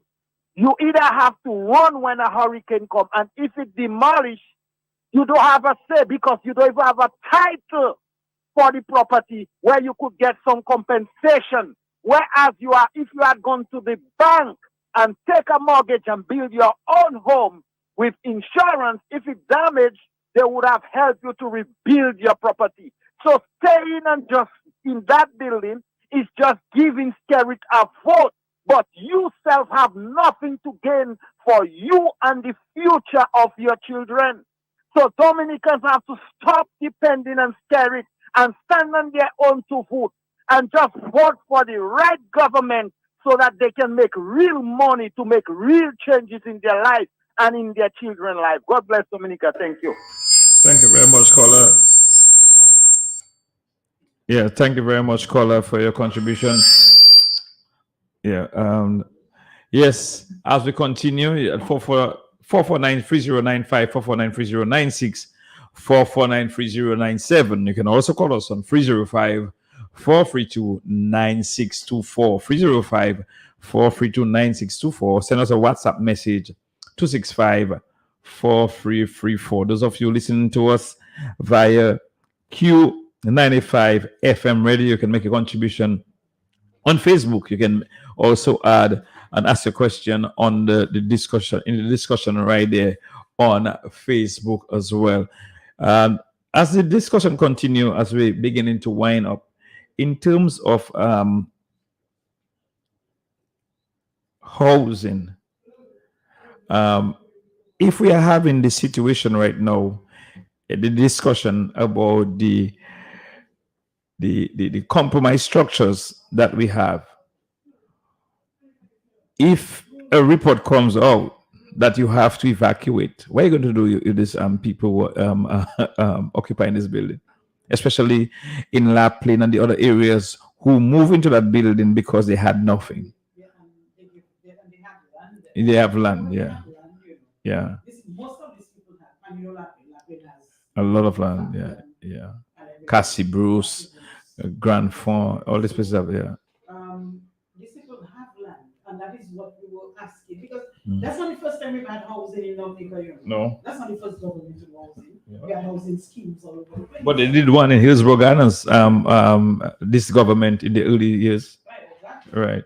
So it's not the first time. Every time like it's the first time that we have housing. We have estates, you have Reveal, you have so many different. We have the Riverside apartments, the by the bridge, you know, and Layu. And people have been living here for what? Ages. Yeah. Long time. People build on their structure, people added what they had to add. You know, they as the economic situation improved, they build a room, you know, and then at the end of the day, you have a title, you have security, you can use a title, you can get a loan, you can get something to make you independent, to make you the whole issue of resilience. It's not just infrastructural resilience, you know, that is it.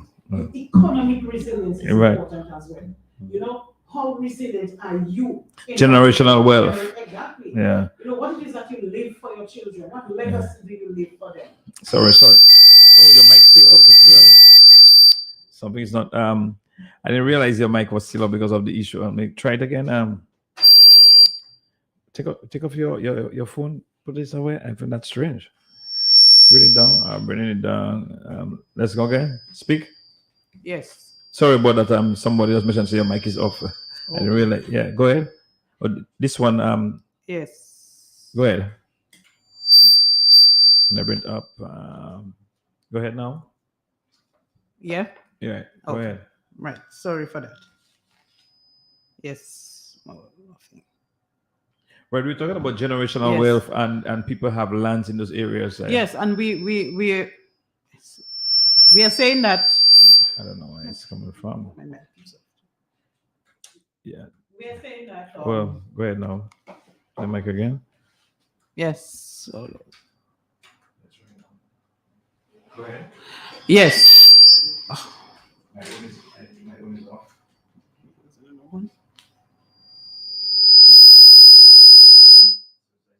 Try this one. Try this one.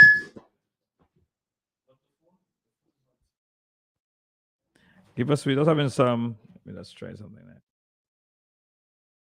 We're just having some little feedback there now. Mike's will get back to you. You listen to the Workers' Voice on Q95. We're discussing some of the regulations that we have violated, that has been violated in terms of our building codes and everything. And we're just having some mic check there. Just let's see if we can get it going. Go against your sticker right now. Yes. All right. No, this one. Go on your original one. This one. Try it. You don't need to change the headphone, I think. Yes, go ahead. Yes. All right. So we're talking about generational wealth. Well, so we're talking about wealth for our people. And we spoke about when the people, according to whatever happens at the apartment, where are they going to be placed? Right.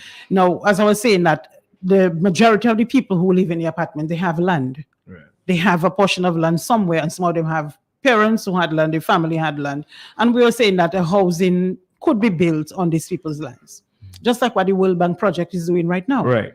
You know, and then at the end of the day, you have had, I said, we have a number of apartment buildings all over the place.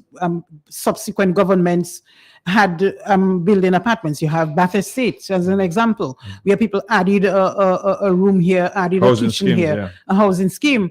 And then they have their title and they can go to the bank, they can get a loan, and they are resilient. And this is the resilience that we're talking about, you know. It's not just infrastructure. The people themselves have to be resilient. You know, economic resilience is the most important for our people. How do you make your people economically resilient, that they do not depend on a government for everything? This is what we are asking, we are telling that our people need to be, that you are able to provide for your children, you're able to send your, 23 years ago, when wasn't it happening? Yes. That the farmers would go and the farmers would buy their vehicles cash, they would build their homes. That is how we went to school, by bananas and everything else. Yep. Now the agricultural sector has almost completely obliterated, disappeared, and people can no longer sell because they don't have the market. This is what you need to do to make your people resilient. So at the end of the day, your people, you know, you can set up and say, you know what, I'm not sure I will vote for you this time now, and you cannot penalize me because I make my own money, I have my own resources, you know, so you do not have a hold on me that if I do not vote for you, will not give me some ham and you'll not give me some expired goods. Yeah. This is the life that you have your people in, and this is not so. Somebody they laugh and they tell you the increased welfare benefits have been increased every month. It increases, and you find a government is doing well when you increase welfare benefits. A government this is a sign that a government is not doing well, a country is not doing well, when welfare benefits every month it increases by how many thousands of dollars? People on welfare. Let me just raise a concern, that is something, a point that you brought up there about the adding generational wealth and people having. You made a very important point where people still have land, right? The government said that's what they were in the public discourse or trying to fool the public, that an apartment maybe costs about $200,000, right? That's what they said in public space. If you give a family who have land already maybe a startup fund of $60,000 to $80,000, they're going to take their loan maybe on 1%, maybe organized for them, maybe or 0%. They take a loan. These people are going to be paying back to a bank that will remain in Dominica, interest rate or interest free, but they'll be paying a loan. They'll be owning their property, generational wealth. You'll be growing a community in terms of people have their own backyard, their own lights to pay, their own water to pay. Yeah. Right. They'll be maintaining their property. Now you put them in a property owned by the state without strata title. They are not paying anything. Who is going to maintain that property? Exactly. Right. Also, you didn't get any strata title. There's something they call in some of the other islands. I think they did in Dominica some time ago. Rent to own. Rent to own. Yes. So if you tell this person is local housing, that you might have to pay $200 a month. According to your right, according situation, to situation, what or $100 a month. But at the end of the 20 years, it's yours. It's yours. Just like, but you'll be paying back the state something that they can use that money to repair that building. You see the building in Emsor? That is falling apart. and nothing is being done. You have the backed up sewage in some of the buildings, and the government had to come back and do it. Nobody's paying a black cent for any of the buildings across the board. But see the housing scheme in St. Joseph, in Layu, that was built by the United Workers' Party when Vince called them a monstrosity. The most expensive building there was $92,000. Right now, you have buildings that are worth $1 million because people add value to their property, generational wealth. They can pass it on. They pass it on, exactly. And that is what a government is supposed to do, to empower the people. Your people. You know, you have the one in Hillsborough Estate. People purchase on it and they develop in. But what about the other core houses that they build? The prefab houses. I'm hearing that some people in the prefab houses at the Hillsborough Gardens, they were going to do some repairs in terms of maybe doing proper sewage because they have a sewage problem out there. And the children can do nothing on the house. It's not theirs. They only have a key. Just like the people that they sent in Joe Burton or Mambry in Wesley. They have a key.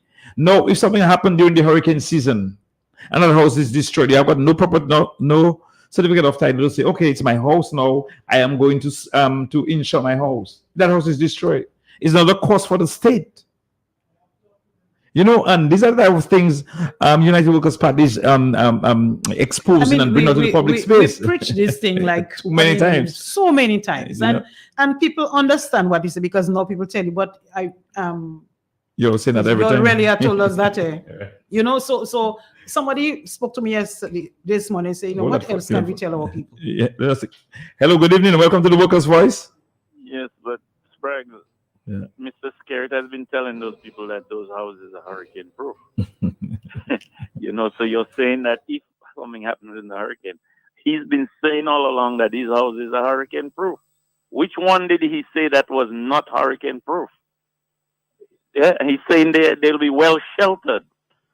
So if they do break down, he was telling an untruth.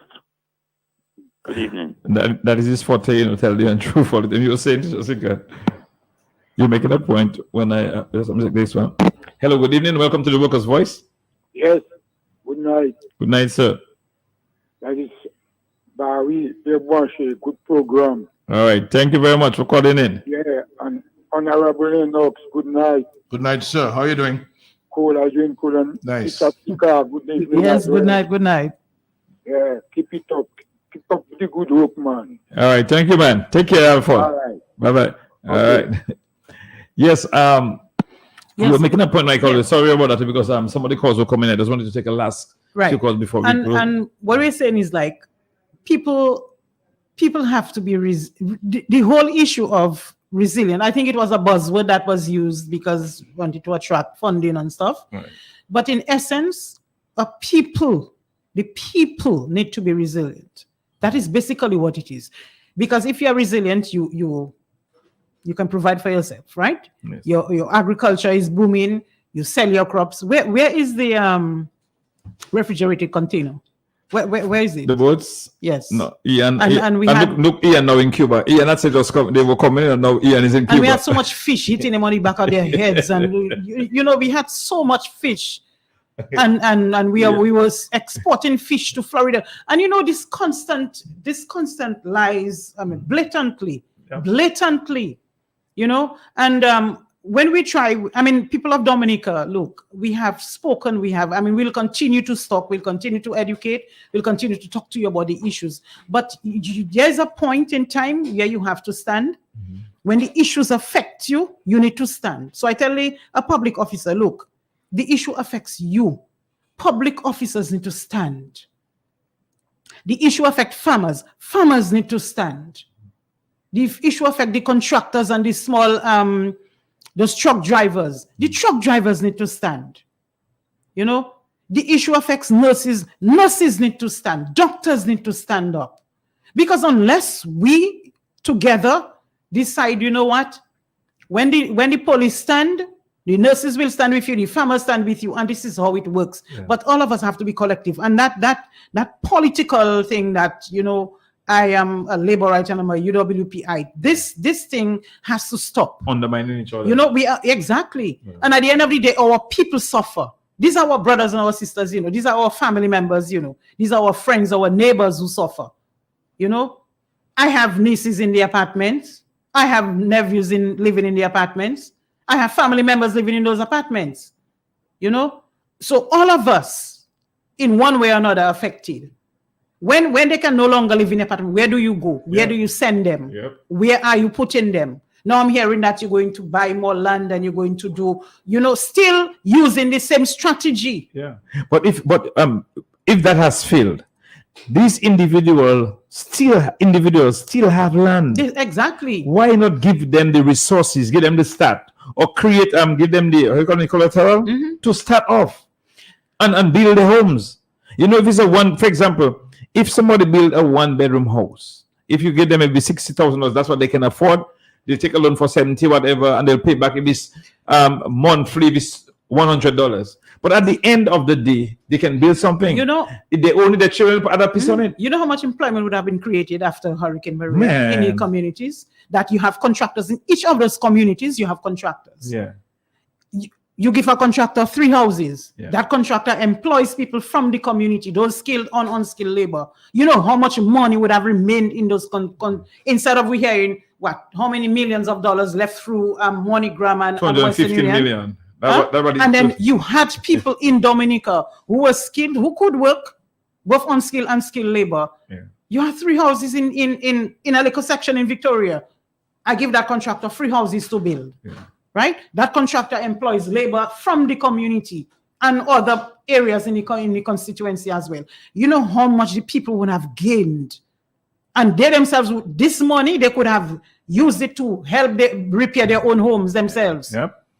Help to send their children to school. And this is basic economics, And some of the banks would have stayed. Exactly. Let's take this last call. Hello, good evening. Welcome to the Workers' Voice. As we wind up, not to be too long for me tonight. Hello. Okay. I'll try, but sometimes good points take time. Good night, Mr. Linton. Fun. Good night, sir. Good night, sir. Yeah, that's your boy Black Pepper. You know it is early. Yeah, man, I listen to the I listen to the conversation. Original Black Pepper. Was it? Yeah. Not the one in the food, the other one on the ground. All right. Go right ahead. You have to be on the ground. Yeah, man, but I listen to the conversation there, and it's like the same thing, and some people not getting it. And for some reason, I'm starting to think that there must be another strategy and angle in getting the information to be understood by who needs to understand it. You understand?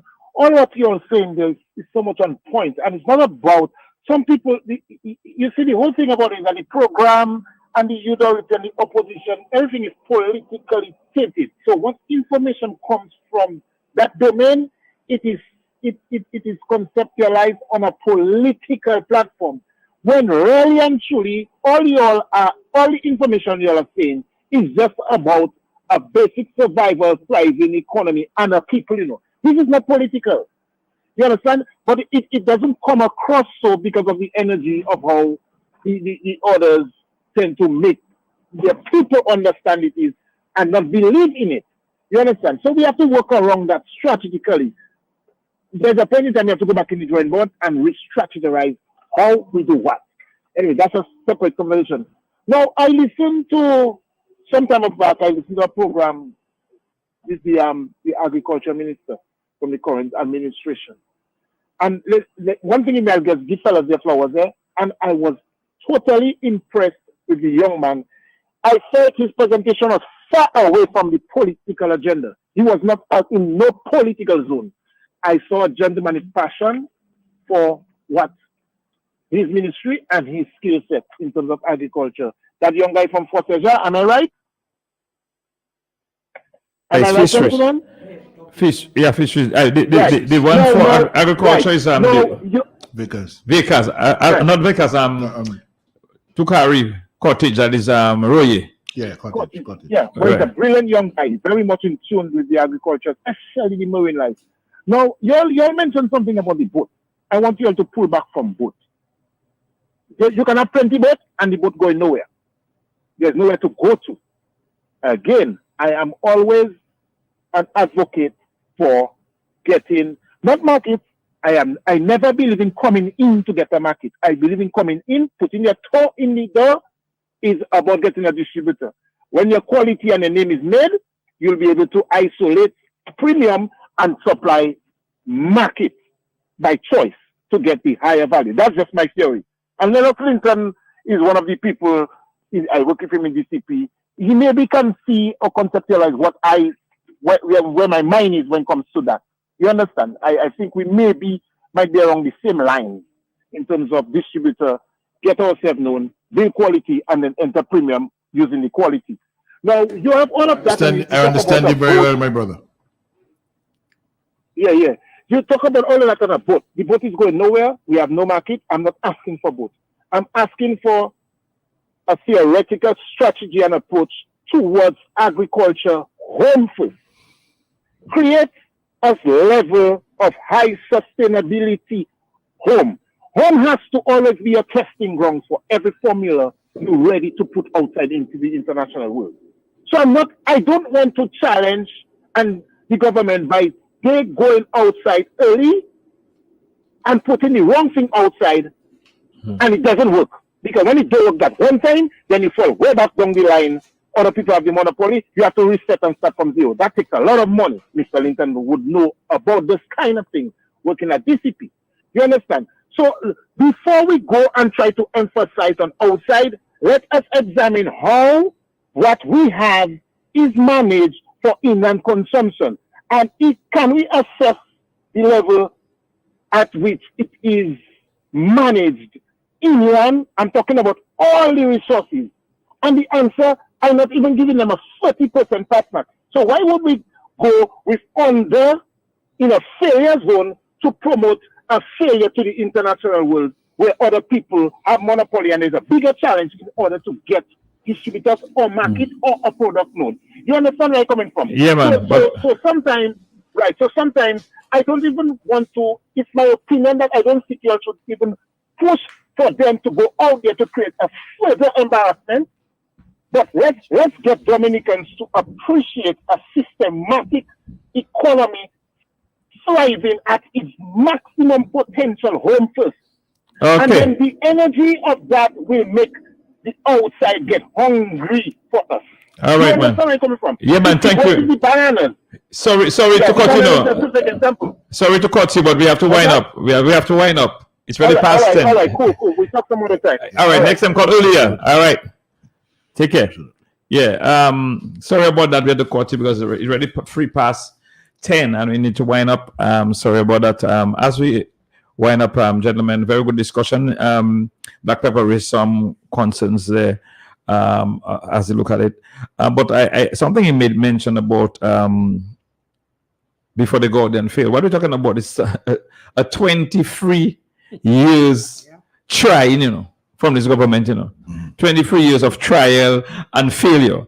It's not about they came in, they knew, and we were trying to put them under pressure. 23 years of killing everything. And it's from that perspective I look at it. I understand where it's coming from about going out there and things, but and looking at your base. But, Hector, you have destroyed the base. We look at exactly you have destroyed the base that have been destroyed for the past 23 years. You have destroyed the base. 100 or so businesses. Yeah. I worked in the banana industry at the time. Look, Danny Luga is there as well.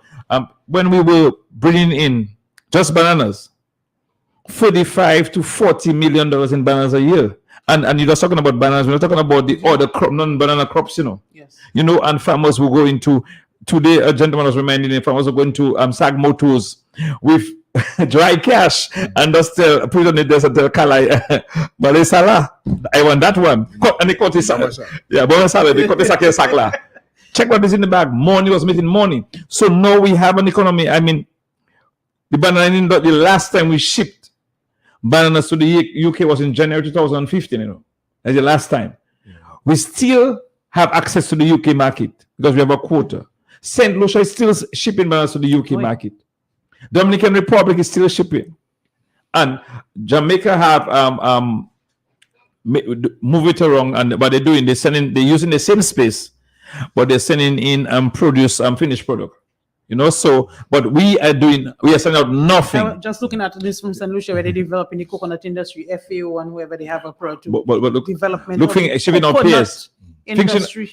Antigua shipping up pears Mangoes. and Yes. mangoes. Check the But, pot but, now. but a man selling jelly, you criticize him and brutalize him. But see what happened on the pot now. On the port, I've never seen containers like the empty containers like in my life. You know, there are containers that came in, and the owners don't even want them because they're going out empty. Not to say they can make a money on it. You know, the container ships can make a money on it. They're taking an empty container out. So that's why you have a lot of containers on the port. They're coming in with merchandise, but they're going out empty. We're not shipping anything. Well, this whole question of finally the whole question of money meeting money. Yeah, money is meeting money. You know. One set. No. But billions and billions of dollars of Dominica passport money is meeting billions and billions of Dominica passport money in overseas offshore accounts under the private control of Mr. Skerritt and his friends, while the treasury is starving, while the consolidated fund has no money, while the finance people and the tax people are huffing poor people's savings in the bank for taxes they say they owe. It's happening right now, you know. Happening as we speak. They feel your bank account is theirs. They can go there and do what they want with it after they have constructed their fake tax assessments for you. In the meantime, all of your money, your passport money, is meeting billions of passport money in overseas foreign accounts, controlled by Mr. Skerritt and his friends, and civil servant, public officers cannot get a decent salary increase. Here's what we have to do right now. The people of Dominica need to insist that the government brings its airport construction into compliance with the law. Simple as that. It's not about stopping airports, it's about bringing the construction of the airport in compliance with the law. Number two, these buildings whose structural integrity is under question right now, where poor people are living and poor people have been given the keys with no title, that situation needs to be resolved urgently. The hurricane season is coming. And it is not enough for these quiet meetings with the residents at these facilities. There needs to be full public disclosure to the nation of Dominica, because it is the nation's money that was spent on these properties. And we need to do something about that relationship with Anthony Hayden that is delivering these faulty products that's endangering the lives of people. We cannot continue with this man as developer of the international airport if the track record in Dominica in the last 4 years includes all these buildings of questionable structural integrity that do not have the permission of the planning authority in the Commonwealth of Dominica. It is time to set things right in this country. And we need to understand what is happening with the Paxum Bank money that has gone to finance Donald Trump's Truth Social in America. Because we do not know whose money is that. It could well be our passport money that came back in through some source or the other that is funding questionable sources, questionable activities in questionable ways overseas while our people are suffering in Dominica. It's not acceptable. The other thing is this latest development with the Tron and Justin Sen and the cryptocurrency exchange and so in Dominica.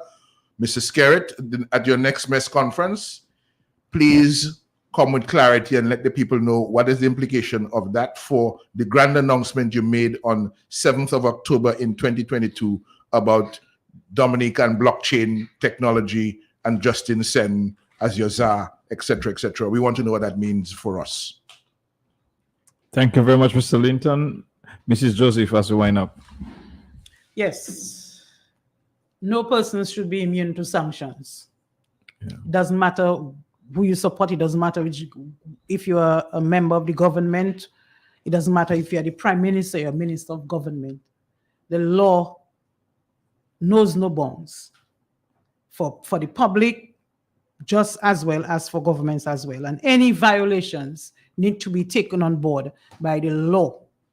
And from what we're hearing and what we're seeing, these people have violated the rule of law. They have violated the laws of Dominica. They have put people's lives at risk. And this is a cause for concern. This is a cause for the police too, as well, to stand up and be counted.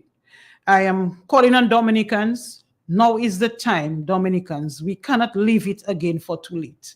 Now is the time for us to stand up. And it doesn't matter who is coming from. Sometimes we are politicians. There's no beating around the bush. We support a political, we are aligned to a political party, right? But at the end of the day, your safety is important. Your security is important.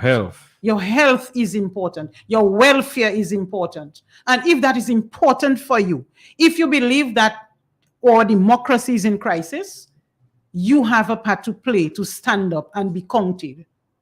You must be counted, because at the end of the day, you are fighting for your children, for your children's children. And if we do not stand for it, when will we stand? And if as I said, the public officers have an issue, and public officers, come on, we stood up before. So what make you think that we cannot stand again? We can stand again. You know, I heard a lot of people bashing Mr. Later and bashing Steve Joseph, but it also takes our people. Yep. It also takes the workers themselves to stand up. When the workers themselves stand up, they're going to have the strength to stand too. Yeah. Because they alone cannot make it, you know? So I'm calling on the Dominican public. People, I am calling on you. Now is the time. Enough is enough. We have suffered long enough. We have gone long enough. And we understand what is happening in this country. Let us all stand and be counted. Let us stand and tell Mr. Skerrit that, you know what, enough is enough. We cannot take it anymore. You're living in luxury, living in the lap of luxury. If you have to go, you will go. Like you said, you have insurance, you can take your children out. Most of us cannot. A lot of Dominicans cannot. And if we cannot, this little land that we have to protect it. And this land that we love so much, we must protect it. So if we have to protect it, we have to stand and protect it. And we have to protest. This basically, we have the right to protest. I saw the people of St. Vincent. They were what, next to the Prime Minister's office. There was no police around telling them anything. We have seen protests all around the Caribbean, and the police, they guide and they protect them along the way.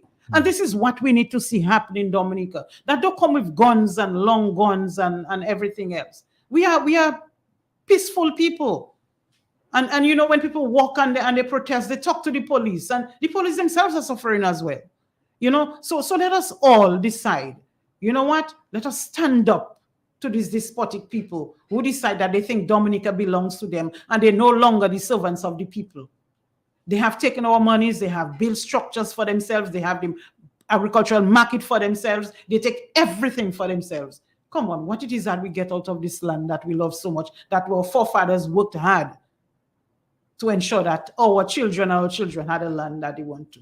We cannot continue to leave our land and leave Dominica and disappear to foreign lands to go and work. This is our country and we need to build it. So therefore we need to stand. So when we call on you, we will be calling on you. We want you to come and stand up with us in thousands, large numbers, to take back our country. Thank you very much, Teacher Sika. As we wind up, Mrs.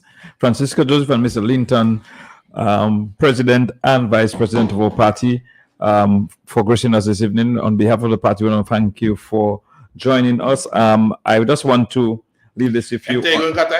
Yes, I'll definitely pass a cat eye. Let me just say, before we leave, that during the mess conference of the Prime Minister on Monday, I want to hear him talk about the Paxson Bank issue. I want to hear about Justin Song and the cryptocurrency issue. He said he'll be meeting Dennis Byron on Saturday, the 25th of March. We want to hear about that as well on Monday. And I also want to hear what is going on about the structural integrity of the apartments, buildings. I just want to Around the island. And in closing, as I always say, I just want you to find a place of worship on the weekend. If you don't go to find a place of worship at their home. Be thankful for life, be thankful for a wonderful week, and be thankful, ask God for guidance into the new week. God bless you. Have a wonderful weekend, and see you next week, Thursday, on the Workers' Voice. Don't forget to join us tomorrow for the continued sales of the tickets for the raffle that will be done on July 3rd, 2023. God bless you. Have a wonderful evening. and that is why we are being shelled. I guess the fire will continue for the next 20 to 30 minutes. It's been a really intense hour and a half, but this is what these men go through every day. Continual Russian fire for months on end, and they endure it.